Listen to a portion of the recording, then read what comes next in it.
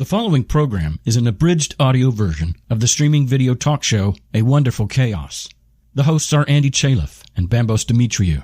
The format is entirely casual, unscripted conversation. If you'd like to watch a live taping or participate with your comments in real time, subscribe to A Wonderful Chaos on YouTube, Facebook, Periscope, or Twitch.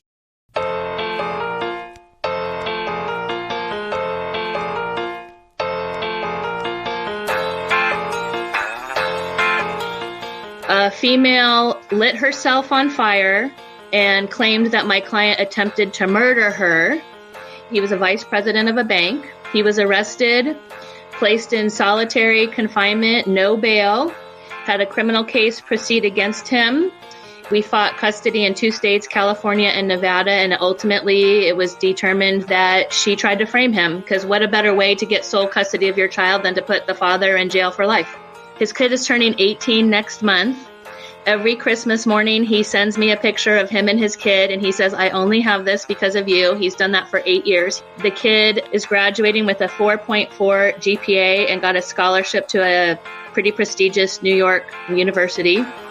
It's a wonderful chaos, beautifully random, messy and glorious. Solo or tandem?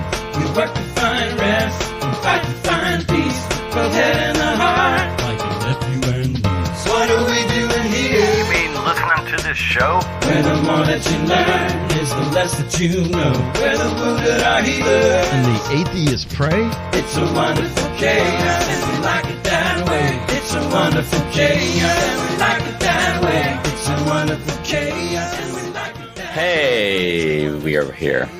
Hello, Andy. Hey, Bambos. So, we are online. This is our second go with Denise Lite. We missed our first appointment by a day, and we're going to do an hour with her discussing hundreds and hundreds of divorces, as she is a divorce lawyer. This is an exciting subject, I find. It is. It has. Like other people suffering. I know. It was kind of interesting because, like, you know, when we first started doing this, I thought, you know, I wanted it to go for the wonderful chaos, right? I didn't want there to be, you know, emotional trainers or like people in leadership roles. Like I didn't want us to be spending days talking about people about how they should live. Like that was off the cards for me.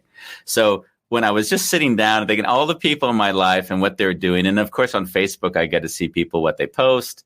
And then I see Denise, and every so often she'll post a snarky post about divorce. And it was two things. The first of all, like both my brothers are lawyers. And if my dad had his way, Andy would also have been a lawyer, right? I mean, he really wanted that. I told you when I was 40s, he said, our last conversation to me was, Andy, just so you know, if you do want to go to law school, I'd be happy to pay for it. You know, like that was how much he thought being a lawyer was important. So and my brothers are pretty straight. So even though they'll do the law, I was really like surprised by how Denise would feel so comfortable with snarky posts. Because for me, I've got an example of a snarky post. She'll give us some examples, but she'll say, I mean, just to be general, how shitty it is to be in her job. So, I mean, in my brothers, there's no way, you know, I think one of them doesn't even have a Facebook page because it's just too much exposure. So he just doesn't. And I had to think to myself, it was counter to everything I would have expected, because what I know in law is that you make other people really angry. Like that's kind of your job, to make other people angry. Because in general, if they're angry, they settle. So I'm thinking to myself, Denise is putting herself out there. She's a strong voice, not anxious. She was never been anxious as far as I've known her. But I was really quite impressed by that. So then I thought, isn't it wild? Maybe we can get her on to discuss this, because I probably wouldn't have asked anyone else unless I felt like they would be comfortable discussing it. Yeah. You know, and you know what the discussions we normally would have would be the ones where someone is like, yes, it's a 5-stage process. And the first stage is agreeing to separate. And I thought, oh, no, we're not having that discussion. Like, we're going to have a discussion, like, what the hell really goes on? Like, how does it feel to have so much hatred projected onto you? That's sort of where I wanted to sort of get to. I feel you. And behind the scenes, when we ask her, is there anything we can't talk about? Just to say, she said, I can't mention names, but we can go everywhere. So we're like, that's great. She's in. So this is sort of a fun episode for it. This is like so contrary to any other episode we've done, as far as I'm concerned, because I've never gone into an episode where it was just like, I just want salaciousness. Like, that's what I want. I want to hear how one deals with the most miserable moment in just about everyone's life that they have met. And she does hundreds of these. She does hundreds. Like sometimes overlapping. Yes. And she's done that for 23 years, over 500 of them in that time. Like, if you think about it, though, she must really have, like, just meeting her, she had really this beautiful lightheartedness about her. So it's like she has to find that part of herself that can find humor in things.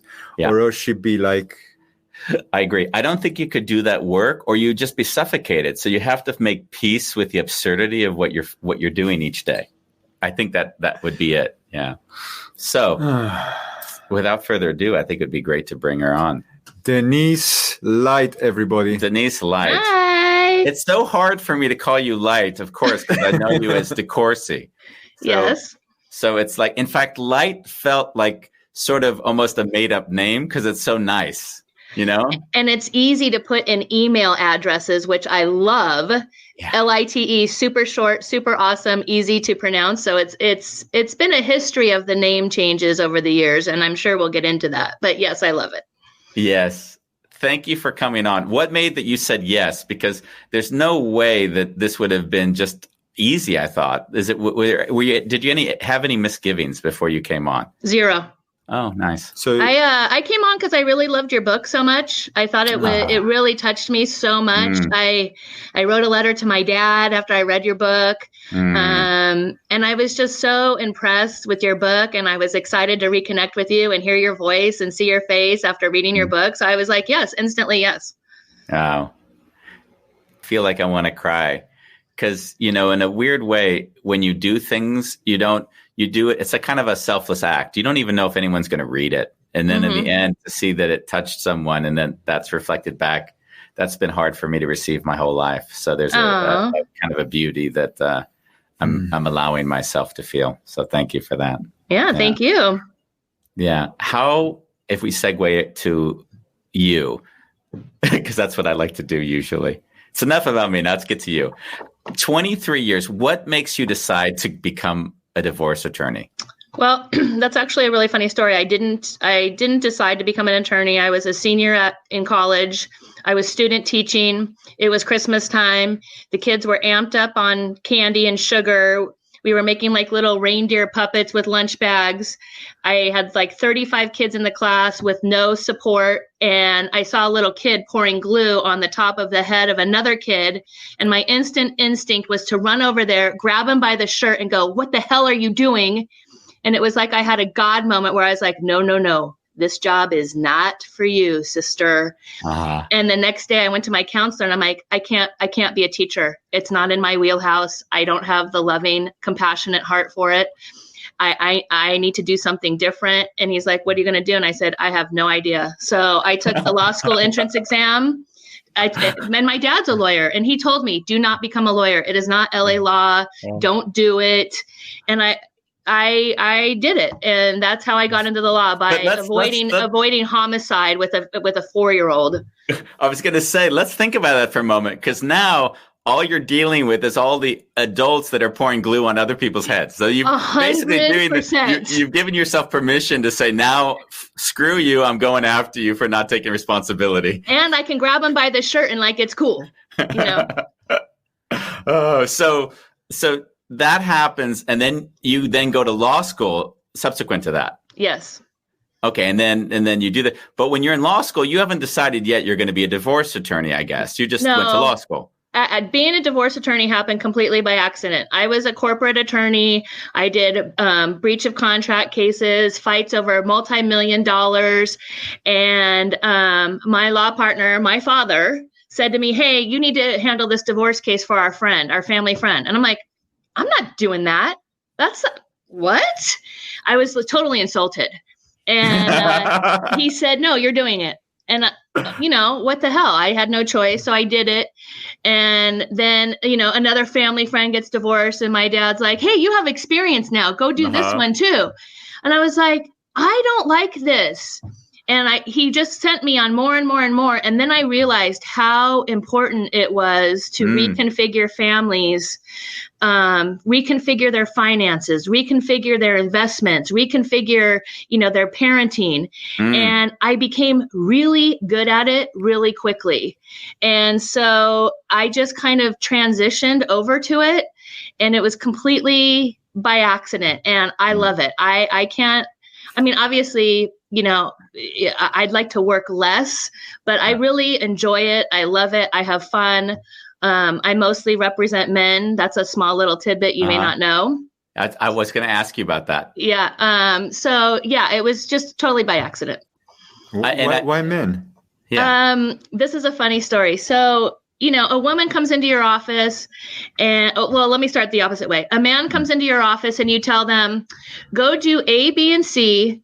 When you're finished, call me, make an appointment, and we'll go over it. The man goes and does A, B, and C, calls and makes an appointment, and we go over it. You tell the female, go do A, B, and C, call me when you're finished to make an appointment, and we'll go over it. And they go, why? I want them to do theirs first. Why do I have to? I'm like, holy shit, no wonder he's divorcing you. Like, it's so difficult. Like, everything is a battle, and the guys just follow instruction. So it's just by accident, I guess, kind of, but I definitely, and the smartest clients, though, are the women who hire me and actually follow instructions because they know I mostly represent men, so they want to preempt it. This is what I was talking about, Bambos. See, this is what I was talking about when you asked me earlier, what was I meaning when I said that she didn't have any problem? Like, you've offended every woman in watching the show right now. I know. And the funny thing is that if I think about it, like, if men in general are far more pragmatic and emotionally shut down. So if you give them a checklist, all they're going to say is, okay, I've just got to do the checklist. But you could certainly say very directional. Very directional. Tell me what to do and I do it, right? Where you can see the emotional baggage that, like, God, you didn't give me what I needed. And I feel so much resentment. It was for better, for worse, and all that. Yes. Well, and normally what I have to tell people is, you're not going to get your pound of flesh. The judge is not going to say, ma'am, you're right. He was a totally crappy husband. You deserve X, Y, and that doesn't happen. You're not going to get your pound of flesh. And a lot of time that's what people want. And honestly, you said I've just insulted every woman watching the show, but you know what? Haven't. Deep down inside, they know I'm right. You have not. You have not. Jana L. Kirk Levine, has obviously still married to Mr. Levine, she's not offended. So we have at least one female out there that agrees. Nowadays, I actually kind of seeing men being more in their feminine. Like, how does that play out? Actually, what we're seeing more now is that a lot of men are seeking spousal support from their wives because their wives are out earning them. Oh, wow. And it is a crazy, crazy shift in dynamics. And a lot of women are like, oh, he's asking me for spousal support. Well, if the situation was reversed, you would be doing the same thing. Mm-hmm. Like, are we feminists? Are we not feminists? I don't know. And we don't want to start that topic with me, but a lot of women are now finding themselves paying spousal support to men in California because they are out earning them. Wow. Yeah. Crazy. And how is that for you? Because I see you don't have an attachment to the outcome, but you do in the sense you want the outcome to occur. But for you to go in, you must be across on some tables when it gets pretty heated, like where the woman would expect that she might even receive money, although she's earning more. And then you say, no, we're actually expecting money. All the time. I've been in conference rooms where people have jumped over the table and started fights. No joke. Like my male client and a male attorney. Okay, so here's the dynamic. Most males want to hire a female attorney because they don't want to go to court, two guys bashing on their wife. It's like the appearance. So they want to have an aggressive female attorney so it doesn't look like they're trying to bash their wives. The females want to have a male attorney because they feel like they're being protected more, or that the male attorney can provide more power for them. So the males usually hire females and the females usually hire males. And then, the male clients might jaw off with the male attorneys. So it's a very interesting human relation study for sure. I feel like I'm watching a National Geographic episode right now. We're on the safari, and this is basically the animal kingdom we're talking about. Like Denise, I'm listening to you speak, and there's a kind of power there. And then I'm thinking, in a courtroom, I probably amp that up 10 times more. And you've got like a pit bull. Yeah. Well, that's funny that you said that, because I've been called the ponytailed pit bull before. Wow. There's lots of adjectives that have been given to me, which I love. If I'm getting under somebody's skin, I'm doing my job. So that's fine with me. My job is not to make friends with other people. I'm professional. I'm appropriate. But my job is just to get my client to the end of the finish line, and that's it. Wonderful. I love it. It's wild. I would like to get a little bit more into the juice now. Uh-oh. Oh, what? Wait. I need a coffee break for this. Hold on. Yeah, please grab. Shoot. What happens between two guys? Oh, for gay divorce, usually more high conflict, usually much more emotional, usually go to trial much more. Very interesting dynamic. The funniest one I had was a 3-day trial over custody of the Chihuahua. Oh, wow. Yes. Who's going to get the Chihuahua? Yep. Very, very emotional. Lots of crying, lots of sentiment. It was a battle of who had more pictures with Fido and who had the veterinary records in their name, who registered the dog with the city, who took the dog on vacation. Oh, lots of evidence. Lots of evidence. Really? So it's really like if you were going to have a child and you're fighting over the child. There's no difference as I hear you speak. For sure. And a lot of times people want the dog more than the child because the dog doesn't talk back when they're 8 years old, but I jest, but what I'm saying. Oh boy. Oh man. Oh. What's the worst? Give me the worst situation you've been in. One where maybe you might have even been frightened for your own life. Dead serious story. It was featured in the LA Times over 2 Sundays in the Sunday editorial section.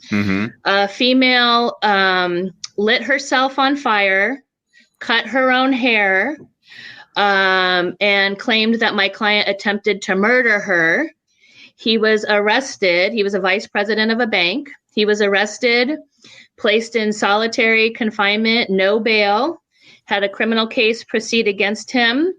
And we fought custody in 2 states, California and Nevada. And ultimately, it was determined that she tried to frame him, because what a better way to get sole custody of your child than to put the father in jail for life. Wow. It was so intense. And there were times where I would be flying back and forth to Vegas for the custody part, and the wife would be on my flight. And I was so paranoid that she would claim that I was following her or tried to run her off the road or something, because she was so crazy that I would always call somebody on my cell phone and say, I'm just going to leave the connection open so that I could always be. One of the ways that he was found innocent was pings on cell phone towers by his phone, because he happened to be talking to his boss. So anytime I was on this chick's flight, I would always make sure I called the minute I landed, so it could be proven that I never followed her, I never stalked her, I never tried to run her off the road. And I would always sit in the airport parking lot for about 30 minutes to let her go on her way. It was crazy. Wow. He spent over $1 million in legal fees between his criminal case and his family law case. And he, so his kid is turning 18 next month. Every Christmas morning, he sends me a picture of him and his kid, and he says, I only have this because of you. He's done that for 8 years. He sent me a picture of his kid. Wow. The kid, is graduating with a 4.4 GPA and got a scholarship to a pretty prestigious New York university. And what's really interesting about this story is that the case was so crazy. It got picked up by Anderson Cooper, Good Morning America, The Today Show. And we were supposed to go film an episode of Dateline. Yeah. And 4 days before the filming, my client called me and said, I'm not going and we're not doing this. And I said, okay, that's fine. But why? And he said, I don't want this to be my kid's legacy. I don't want it out there. You know, I mean, I get that it's already out there, but I don't want this to be a TV episode. Fire. Right. He goes, I just don't want. And I was like, okay, no problem. And so I'm going to probably go see them in August before the son goes to college and have a little going away party. And it's pretty awesome. Did the woman in this instance, did they serve prison time because of trying to frame another individual, or how did that work? No, she, during the pendency of the case, she actually tried to commit suicide and was unsuccessful because they knew that law enforcement was hot on her trail. And the district attorney of this particular county decided not to prosecute her because they didn't think that they could prove it. And I literally sat outside the district attorney's office for 3 days demanding to meet with him, and they would never meet with me. Wow. It was such a crazy case, Andy. Like literally I did not sleep for like 3 years. This was all I thought about. Yeah. It consumed my life. Yeah. It's the LA Times. I should send you the article so you could read it just because it's going to be a book or a movie someday, I'm sure. Yeah, because I mean, what I know of these sort of situations is that there's an unrelenting need to think of every single detail which exonerates the accusation, and your brain can't, it has to deal with every single, like how you got to the relay towers of the pings. That would have probably taken you at least a few weeks to finally say, this is the way we can prove it. Well, and what was really crazy is, after this whole ordeal, my client, he lives his life by his credit card now. Even after the fact, anywhere he goes, he's always making sure to pay for gas by credit card, pay for gum at 7-Eleven, because it provides an alibi for him of wherever he is in the process. Wow. And it's a crazy way to live life. And actually, the LA Times writer who did the story, he's the producer of the Dirty John series on Bravo. And I'm just waiting for them to call because they do true crime stories on Dirty John, and I'm sure that it's going to be up next, and we'll just see what happens. But my client literally lives his life by his credit card. Wow. Yeah. Oof. I feel that. Jesus. Yeah, it's so intense. Like, I've had to deal with tax issues for the last years. It's been because I'm working between the U.S. and the Netherlands. Oh, yeah, that's very difficult. And each country says, hey, if you're working there and you're working here, then we're entitled to that. So I've basically, and Bambos can attest, that had a year of guys, just figure it there's nothing here outside of the fact that you guys can't agree to however I'm invoicing.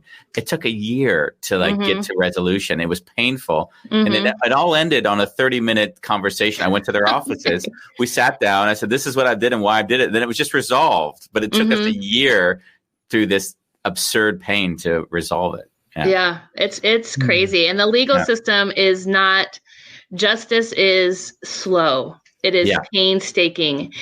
It is, continuances and rehashing. And, it's a lot of keeping super organized, keeping facts in your mind.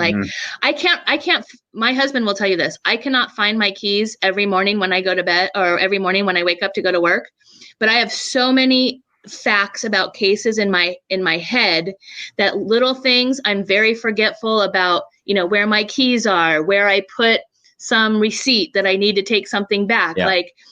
And he gets frustrated and I'm like, hey, you have no idea what I'm carrying around in my brain on a daily basis. Keys are so insignificant in my life when people are trying to move to another country with their kid or people that's the kind of stuff that occupies my brain. Yeah. I have the same with people's names. like I could tell you like what their mommy daddy issue was from 8 years old or 10 years old, or why they, like I'll remember all of that because that's actually what shaped them and created who they are. Mm-hmm. But then their name is like, well, I don't know, why is that relevant? Right. It's like like exactly. It's not who you are. It's a label, Right. You could have any name. It doesn't matter. Yeah. Wow. Have you experienced the opposite? Like people are divorcing, but they're very loving, and I mean, yes. So after 23 years of doing this, usually when people come into my office and they say, "Oh, this is going to be super simple. We agree on everything. It's going to be low conflict." Those are cases are like DEFCON 10. And the people who come in who say, "Oh my God, I just want you to be like, can you handle this? This is going to be a nightmare. Like my husband is so narcissistic or my wife is crazy." And those cases usually settle right away. So yes, I mediate a lot of cases for people who don't have lawyers where they just come in and they say, "Listen, this is what we want to do to parent our kids. This is how we're going to divide the assets. This is how we're going to pay the divorce. Can you just help us figure out, these couple of things?" And I do that all the time. And they're just better friends than they are lovers. They're better co-parents than they are lovers. That happens sometimes, sure. I don't know if you saw the movie Marriage Story. I won't watch it. Why not? Because I've heard it's very, very emotional. I've heard it's very intense. And I live that on a daily basis, yes. 9 to 5. So on my off time, I don't want to watch work.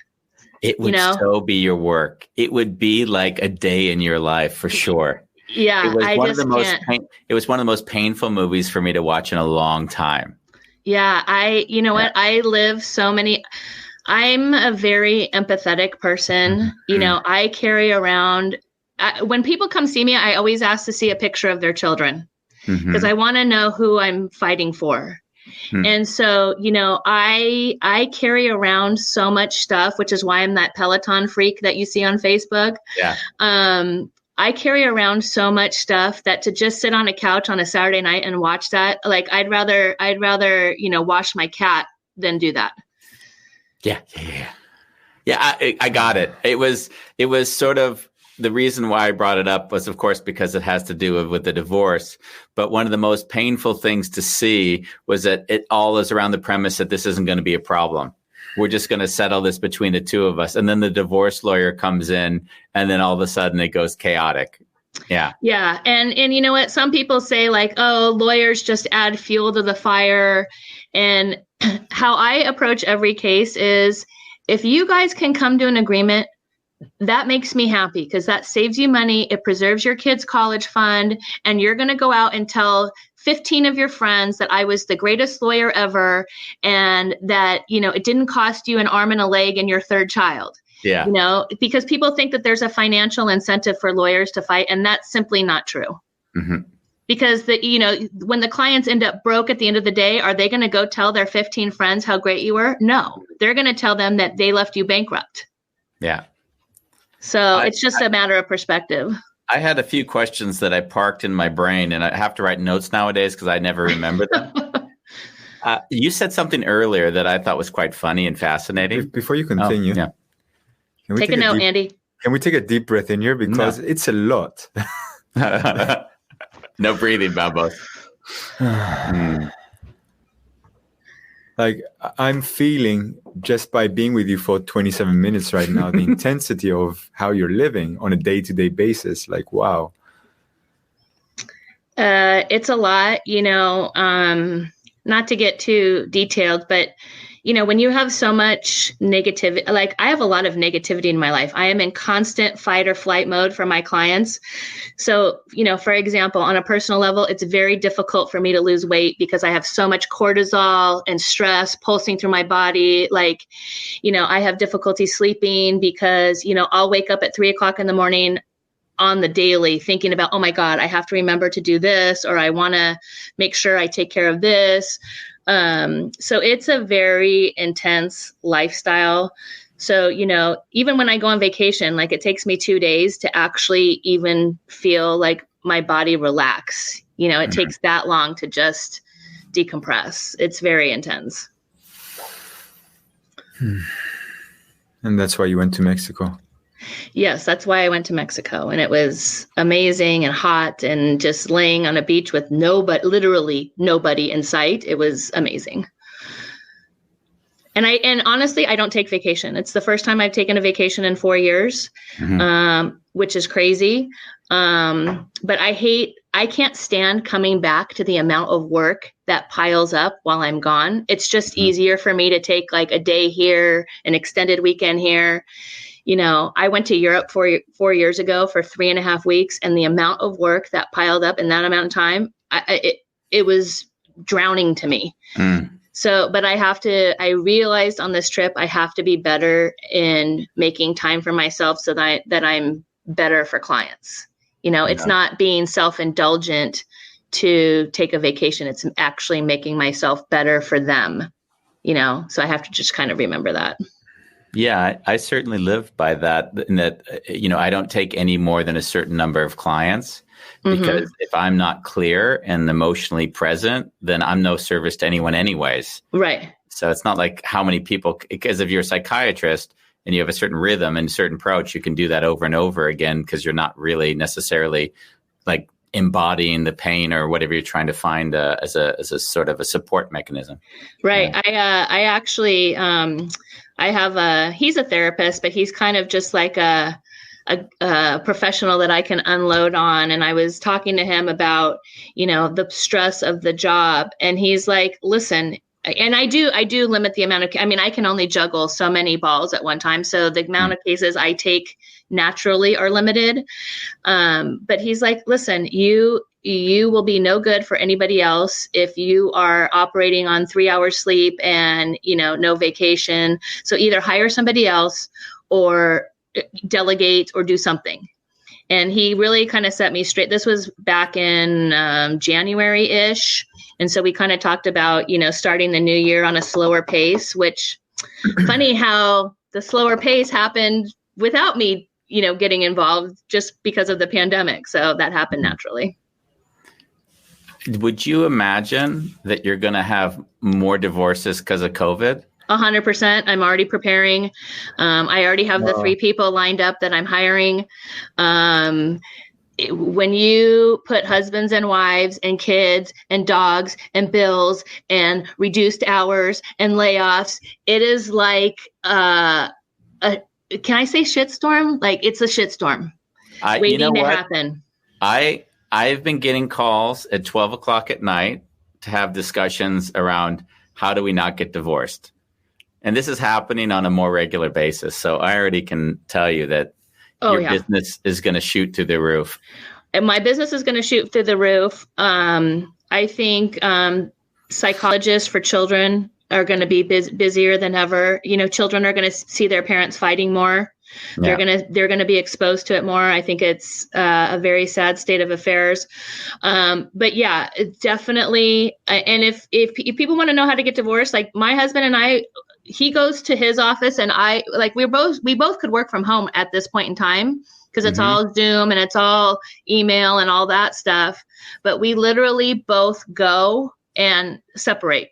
Because then we're happy to see each other at 5 or 6 or 7 o'clock at night, but for some people, they can't do that. So I would just say, be as independent as possible, take care of your body, exercise, get good sleep. I started taking Italian classes just to have something to do, and it's super easy with apps. There's all kinds of things that you can do if you want to. So I would encourage people to do that. When people come to me, actually, and they hire me, they're like, okay, what do I need to do? And I give them the checklist of things to do. And I also say, you must exercise 90 minutes a day. Oh, wow. What? Yeah. You have to go for a walk. You have to take the dogs out, go for a hike. The exercise will help you sleep. It will help you process things better. You have to exercise because, they can pay me to be their therapist, or they can let the exercise endorphins do it for them for free. Yeah. And it's so much better for them. Nice. I had another question going back to an earlier thing. You said, and I thought it was quite funny, you said, my partner, my dad. Mm-hmm. So how has it been to have your dad as your partner? You know what? It's amazing. I am so lucky. I know so many. So my mom died when I was 10. I don't know if you know that. No, I didn't know that. Yeah. My mom died when I was 10. So I'm very close to my dad.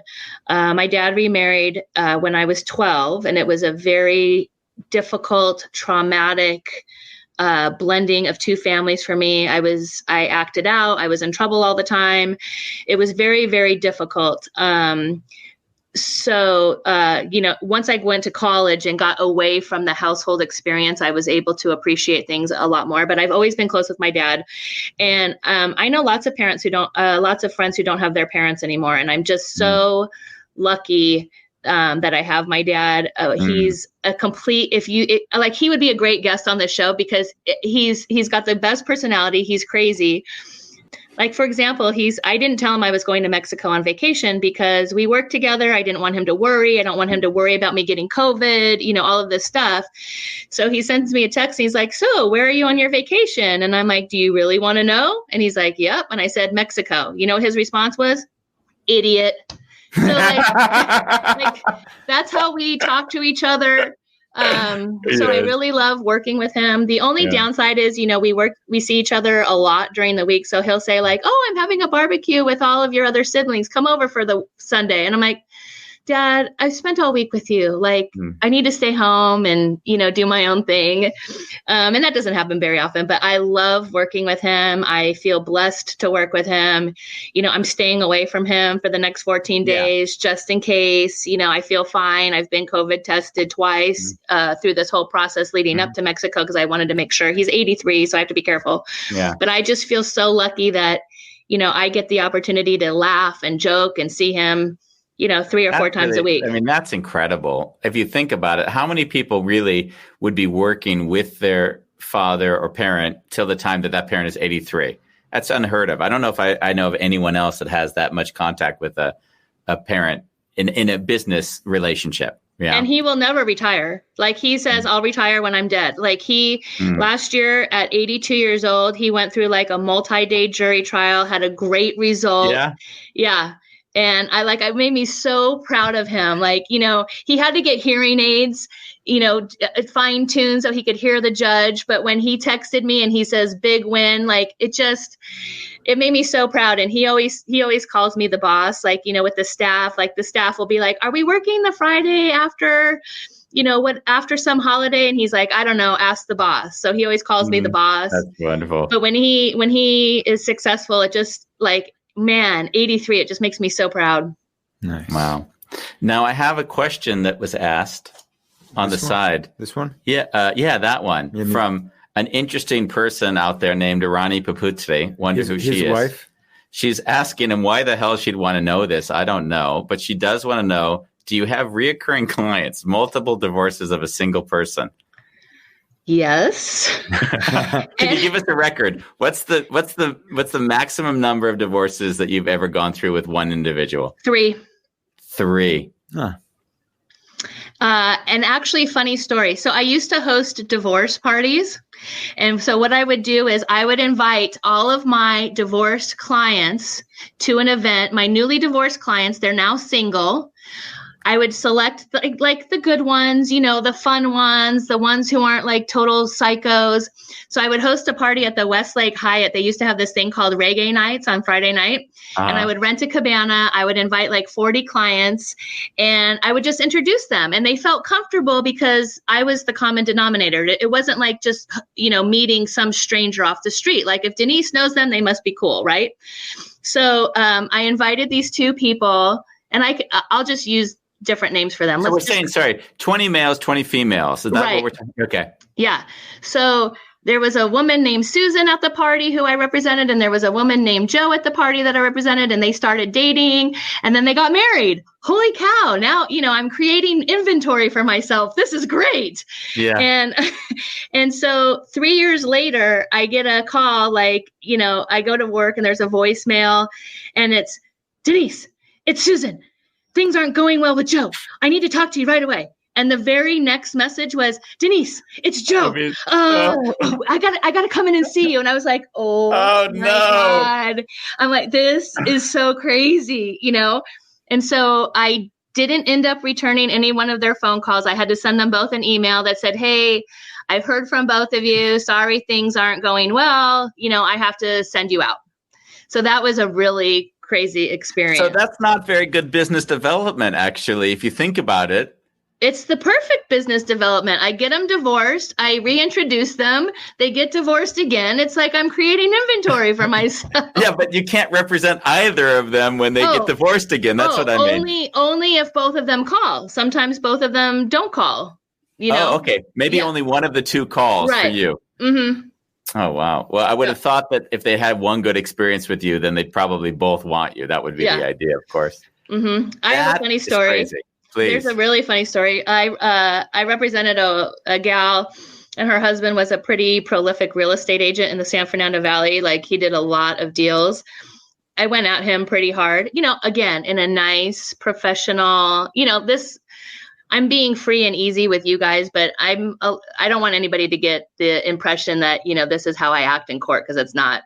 I don't think anyone have that impression. I think we all see the teeth you're not showing. Oh, okay.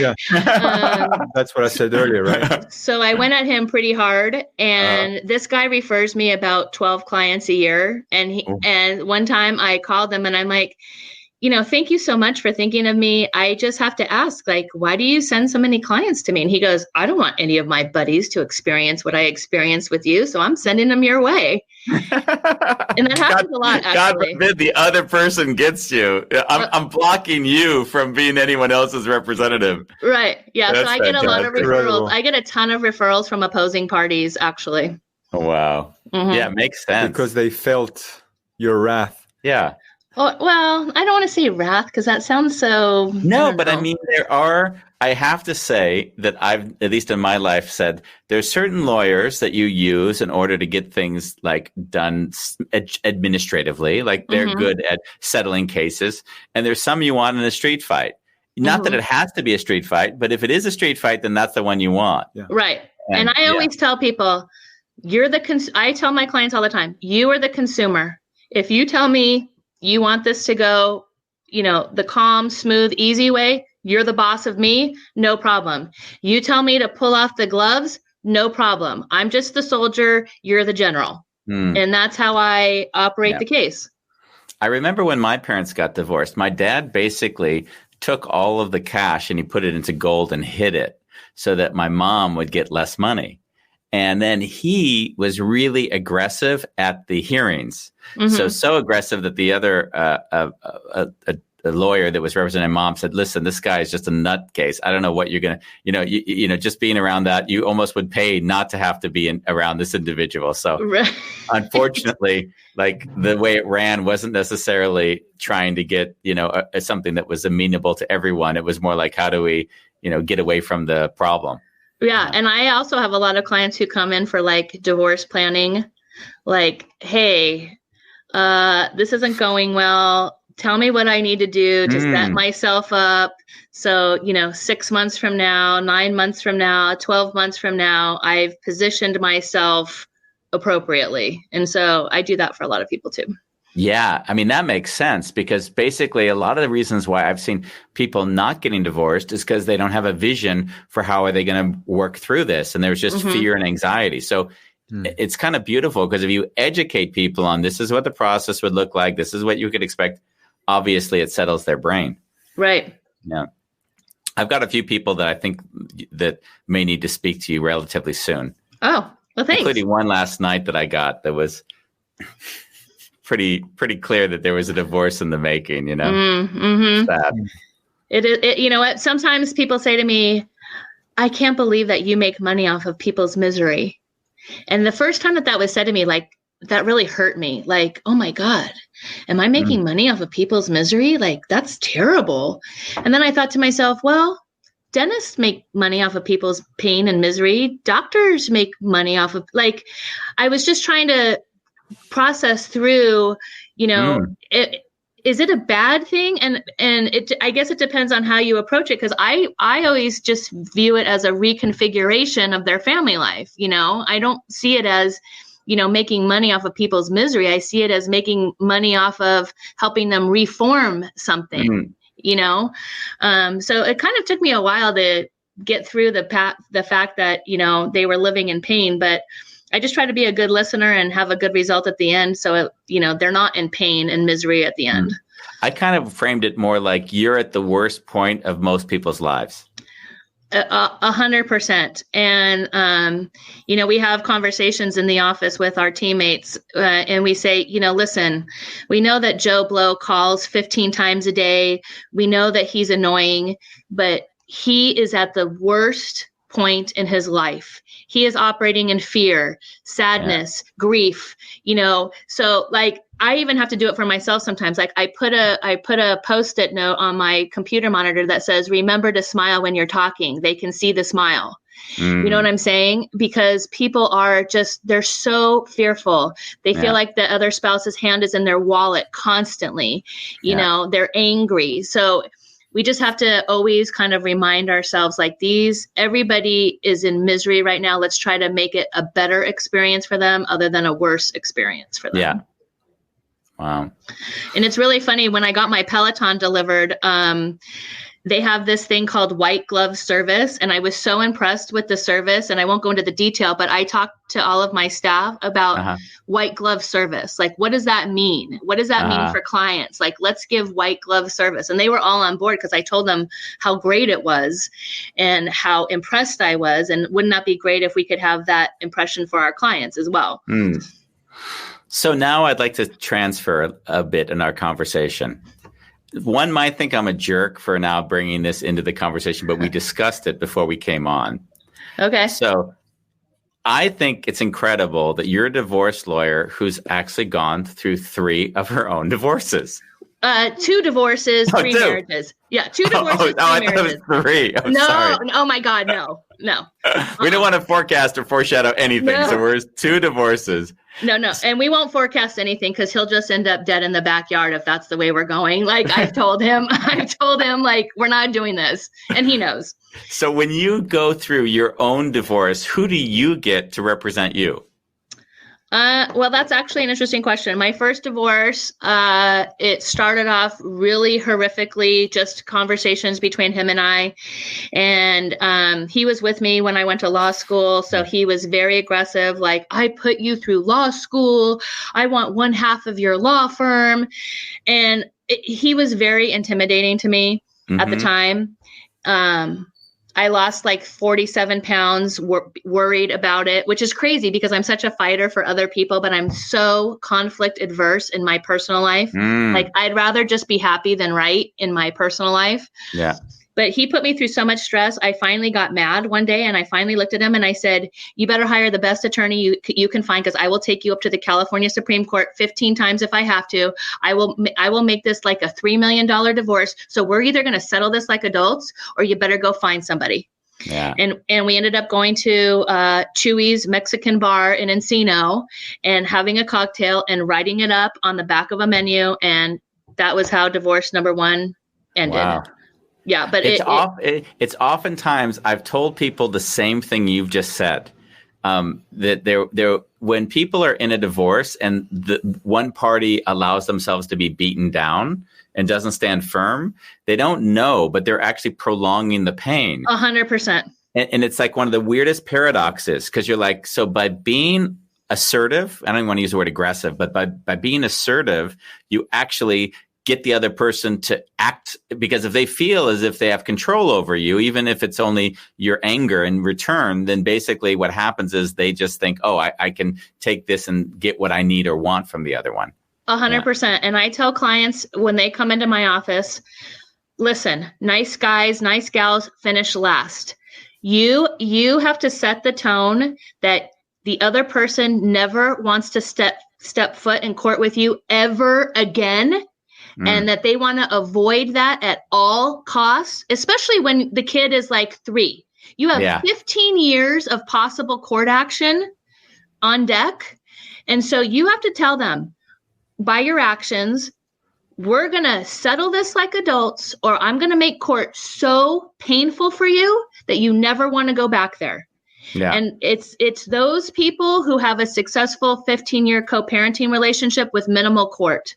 Yeah. Because they know how expensive it is. They know how horrible it is. Yeah. And they make clear agreements early on. So there's not this abstract, like, what's to be interpreted? What's the expectation I have that hasn't been met that I can blame you for? Right. Exactly. Yeah. Being nice and listen, that doesn't mean being an asshole either. No, it just means being firm, being firm and not being afraid to say, look, fine, let the judge decide.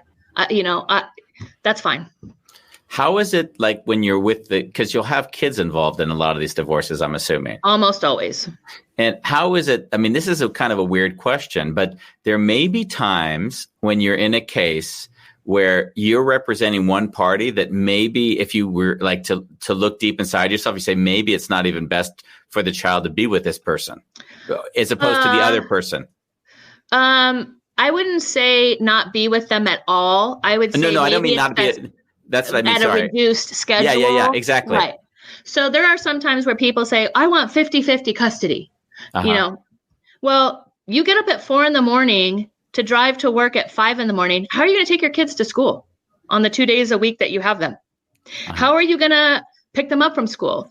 Like, I get that that's what you want, but dude, let's be realistic. And mostly it's with my man clients. They when people are married, there is a division of labor in the household, generally speaking, where, the wife takes care of the household, grocery shopping. And I'm not trying to put people into like gender classifications, but generally speaking, the wives take the kids to school, they pick them up, whatever. And now the dads want to do that. And I'm like, that's great, but describe your day to me. Tell me how that's going to work. Yeah. Well, they can't. So, okay, dude, let's do something that makes sense. Let's do something. And so that's when I have the male clients. When I have the female clients and the men are saying they want 50-50, I'm like, sister, give it to him. Let him figure out that he can't do this for themselves. Because right now it's just you telling him he can't do that. And you're like a magnet repelling them. Yeah. He'll be done with this in 35, 40 days, and then we'll get back to reality. And the moms are so reluctant to let go of the grip. And I'm like, really? You don't ever want to go wine tasting with your girlfriends on a weekend? Really? Like, come on.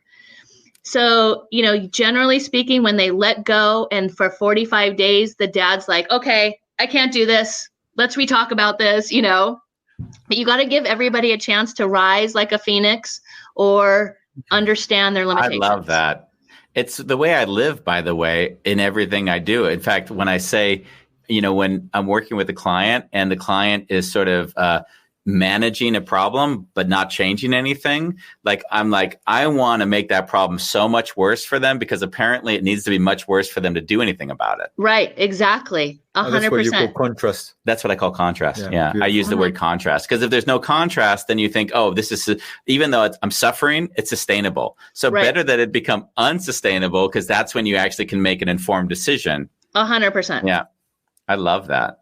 Yeah, and I can see how it would be struggling for someone who has a very big attachment to I'm a good mother and a good mother wouldn't do this and all that kind of stuff. Right. And really what's crazy is when I have the resisting parent, I'm like, you know what? The day before you guys filed for divorce, you both were great parents. You were both capable parents. You both had faith in the parenting abilities of the other parent. What changed by the filing of a piece of paper? What happened in those 24 hours? And they can't explain it, of course, but it's hard to get people to let go. And, especially when the kids are little, which is the best time to get divorced between under age 5, kids really don't have a memory of their parents being together. They don't grieve the loss of their Christmas Eve traditions with mom and dad. People always say, is there a good time? Well, no, there's never a good time. But if I had my preference, your child would be 5 or under or 18 or over, because, when kids are 10, they grieve the loss of their traditions. They grieve the loss of, Thanksgiving at Grandma Jane's house with everybody playing Uno after. You know what I'm saying? Yeah, I was talking to a friend that was in this situation of, moving towards divorce. and he has a few kids, and the oldest of the kids was something like 24 years old, or the youngest of the kids was like 24. And he says, Andy, the kids are just too young. I can't do this to them. And I'm like, what are you talking about? He's 24. He's got his own life. He's not, Oh, that's it's amazing. crazy. It's amazing how deep a belief goes that, you have to be there for your kids. And you know what? That belief. So this is the continuum of that belief. Oh, my kids are 4. I want to get divorced. No, they're just starting school. Let me wait. Oh, a couple years later, oh my God, I can't get divorced now. My kids are starting high school. They're playing sports. Let me wait till they graduate high school. Oh my God, my kids went to college. My daughter's getting married. I can't get divorced now. And so they put off they live in misery for 20 years. Yeah. Instead of, your kids don't benefit by their parents living an unfulfilled life. You know what I'm saying? And so you see, this continuum, and people say to me, well, I want damages. I want money because of loss of consortium. We haven't had sex for 15 years. I'm like, sister, that's on you. Like, I can't help you with that. Like, I can't. You made that decision. You don't get money in family law court for not having sex for 15 years. Like, I'm sorry that was your existence. But that happens a lot. And it's kind of sad. Yeah. It is. I mean, I always say, and, Ronnie, my wife, is listening and she's heard it enough. Like, we're always one day away from divorce, because what I've said is we are not going to avoid a single discussion. So if an issue comes up, we talk about it. Like, it isn't going to be, there's no resentment, there's no buildup. And allowing ourselves to be free enough to say we're always going to address everything as and when it comes up, then you don't need to get divorced, obviously. But if you're holding on to the idea we're never going to get divorced, that means all the problems can build up like a pack of a fire that's ready to burn the house down. Yeah, it's funny that you trigger you guys. Yeah, it's funny that you said that, because when I was in Mexico, I met this couple. I'll talk to anybody. Like, I love talking to people, and I said, "Oh, what are you guys doing here?" And they're saying, "Oh, we're on our marriage analysis vacation." I'm like, marriage analysis vacation? What's that? Once a year, we go on vacation, we leave the kids, we leave the dogs, we leave the bills, and we talk about things that have happened over the last year, resentments that we have, things that we need to improve on, things that we would like the other person to do. And I went, it takes you a year to do that? Like, hey, I'm glad you're doing it, but like, why don't you do that like once a month? Why don't you speed up that process? But it was just interesting that that's what they do. And it's like, they explained it as, it's a zero holds barred conversation. They agree to leave that vacation, leaving the conversation there and like taking the action steps that they agree to going forward. But I thought, oh my God, a year? I couldn't go a week without. Yeah, me neither. No way. No way, because if I don't have a clean head, I can't do, like, for you and your work. I'll have a pretty intense schedule times. If I have that in my head, I can't do the things I'm going to do, because I'm going to get divorced, right? That is the consequence of it, right? Of course. Exactly. Yeah. Wow. This has been a very fun talk. I can't believe our time is almost up. I'm so disappointed. I didn't know.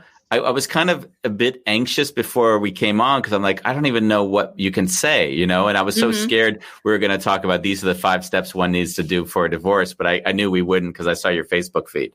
So no, that's not going to happen. And when I was in Mexico, I actually came up with this idea of like this whole new business of divorce concierge service. Like, let's get people to escape reality for their weekend. They know they're getting divorced. Let's put them in 2 separate hotel rooms. I will reserve the conference room of wherever we are. Let them be in a relaxed setting, and let's mediate their divorce and get it done in a weekend. It's totally possible to do. Could have the computer, could do it right there. Like, they would actually save money in the long run. And even get a vacation out of it. It's like something is percolating in the back of my brain. So we'll see. I think it's a great idea. I mean, if anything, the concept is so appealing that others, especially if they have the money and they could, actually, it would probably be less expensive if you were to do it that way, if you think about it. Oh, for sure. 100%. 100%. Oh, that's amazing. Yeah. There's something about coming to an office and talking about things and going to a resort. Right. So people are a little bit more relaxed. Mm. So do you want to hear please. my story about my 3 last names? Yes. So I told the judge I couldn't have a hearing on a certain date because I was getting married. And so we have a packed courtroom, and he's like, so when are you getting married? Where are you? And I'm like, Your Honor, can we talk about this like sidebar? I don't want 40 people that I don't know in the audience, like knowing all my details. And he's like, sure, come on up. And he's like this older Jewish guy, balding head. Like, I love him. And so I go sidebar, and he's like, asking about the details. And so he's like, are you changing your name? And I'm like, yes. And he's like, well, is Placencio your maiden name? And I'm like, no, Your Honor, DeCourcy's my married name. And then he's like, who's Placencio? So that's this whole conversation about names. And all of a sudden he blurts out in open court in front of like 20 lawyers and 40 litigants, oh my God, you're like the Erica Kane of this courthouse. And if you know anything about daytime television, Erica Kane is like this soap opera character who's been married like 47 times. And the whole courtroom audience just blurted out into laughter, and I was like, "Oh my gosh, this has been him. Oh my gosh, he's so great. I love him, but it was just a funny moment about my last name trilogy. That's sweet, but you must have had an affection for you if he really wanted to bring you up to have a discussion about this. Yeah, I have great relationships with all the judges. They all know me by first name, and yeah.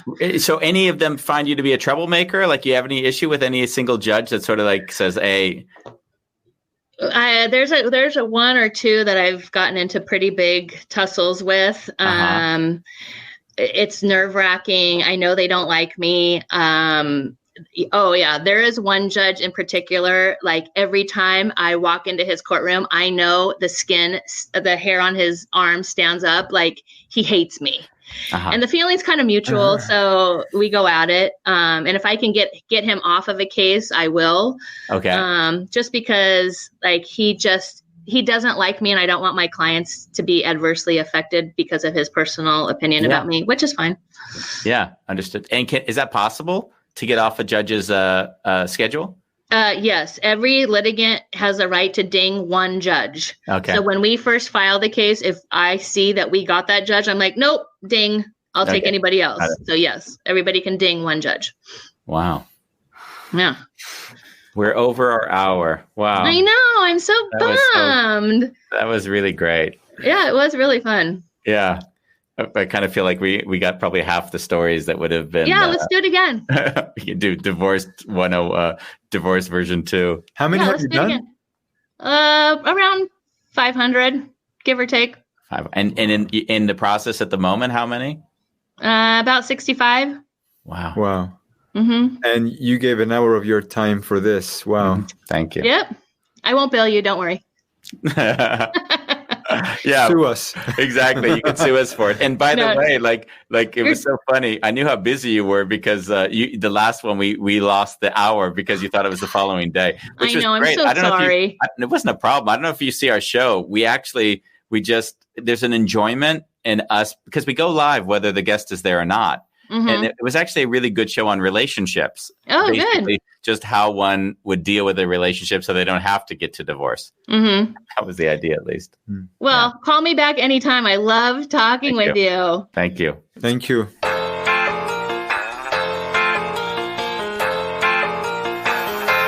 Hey, Bambos. That was a fun one. Yeah. Yeah.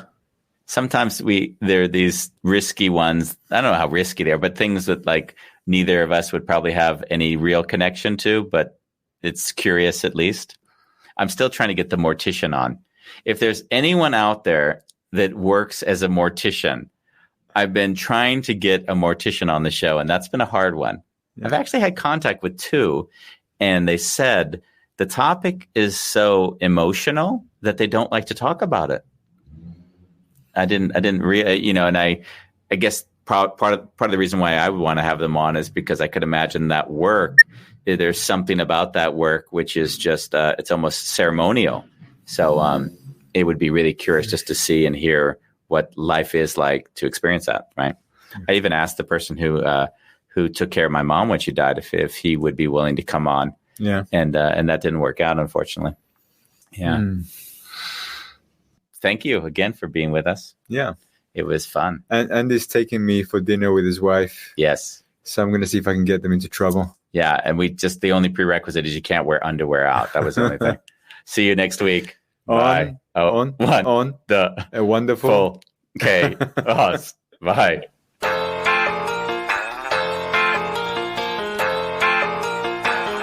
It's a wonderful chaos. We like it that